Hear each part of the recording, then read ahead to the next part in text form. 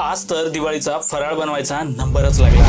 तर नमस्कार मंडळी, बऱ्याच दिवसानंतर दिसतोय। आता सुरुवात झाली ते दिवाळीचं फराळ बनवायची। आईला मदत करायला घरात कुणीच नसल्यामुळे मीच तयार झालो ते आईला फराळ बनवायला मदत करायला।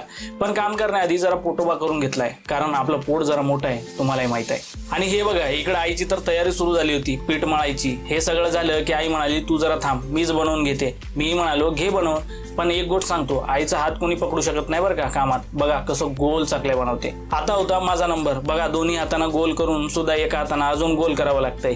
तुम्हाला वाटत असेल की हे काम लय अवघड आहे, काही अवघड नाही। हे बघा, घेतलाय हुंडा आणि टाकलं मसनीत, आणि बघा कसं गोल यायला लागलेत। आणि हे सगळं 1 ते 1.5 तास चालत होतं, आणि 1 ते 1.5 तासात मी सगळे काढून संपवले होते। आणि या सगळ्या धावपळीत मी चांगलाच दमलो होतो, आणि रॉमी बघा मागं कसा सड झोपलाय। आता मला वाटलं सगळेच कामं संपले, पण नाही। शंकरपाळ्या बनवायची जिम्मेदारी तर आईनं माझ्यावरच टाकली। लागलो की जोरात कामाला। पोळ्या लाटून घेतल्या आणि चाकून कशा बारीक बारीक कापून घेतले। हे बघा, आई गॅस वाचवायच्या चक्कर मध्ये चक्क चुलीवर बाहेर बनवते, आणि सगळं तळून बाहेरच घेतलंय आहे ना आज दिवसभरात। आणि वाचवाच्या चक्कर मध्ये पण आईचा हात कोणीच पकडू शकत नाही बरं का। चला मग मंडळी, थांबतो इथंच। Bye bye.